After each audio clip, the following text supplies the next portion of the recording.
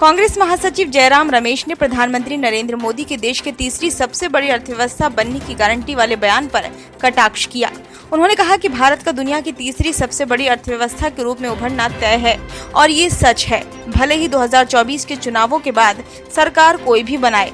गौरतलब है कि पिछले साल सितंबर में भारत यूनाइटेड किंगडम को पीछे छोड़कर दुनिया की 5वीं सबसे बड़ी अर्थव्यवस्था बन गया था। इस क्रम में संयुक्त राज्य अमेरिका, चीन, जापान और जर्मनी शीर्ष 4 स्थानों पर हैं। जयराम रमेश ने कहा कि अंक गणितीय अनिवार्यता पर व्यक्तिगत गारंटी देना मोदी जी की खासियत है। इस दशक में भारत की तीसरी सबसे बड़ी अर्थव्यवस्था के रूप में उभरने की भविष्यवाणी पिछले काफी समय से की जा रही है और इसकी गारंटी है, चाहे कोई भी अगली सरकार बनाए। इस बीच रमेश ने इस बात पर भी जोर दिया कि अगर 26 दलों वाला विपक्षी गुट इंडिया सत्ता में आता है तो प्रधानमंत्री की भाजपा के तहत देश जिस रास्ते पर चलेगा उसकी तुलना में विकास में एक महत्वपूर्ण अंतर होगा।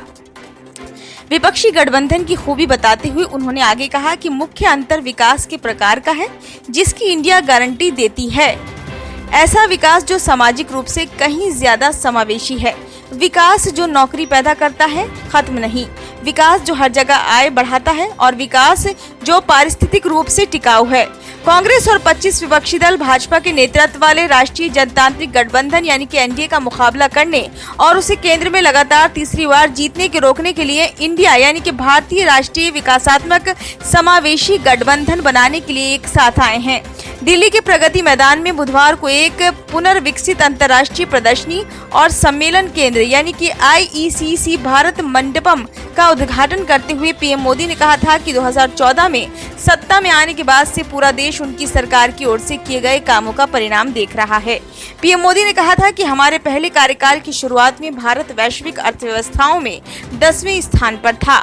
दूसरे कार्यकाल में आज भारत दुनिया की 5वीं सबसे बड़ी अर्थव्यवस्था है। ट्रैक रिकॉर्ड के आधार पर मैं देश को ये भी विश्वास दिलाता हूँ कि हमारे तीसरे कार्यकाल में भारत शीर्ष 3 अर्थव्यवस्था में पहुंचकर रहेगा और ये मेरी गारंटी है। ब्यूरो रिपोर्ट, नई दिल्ली।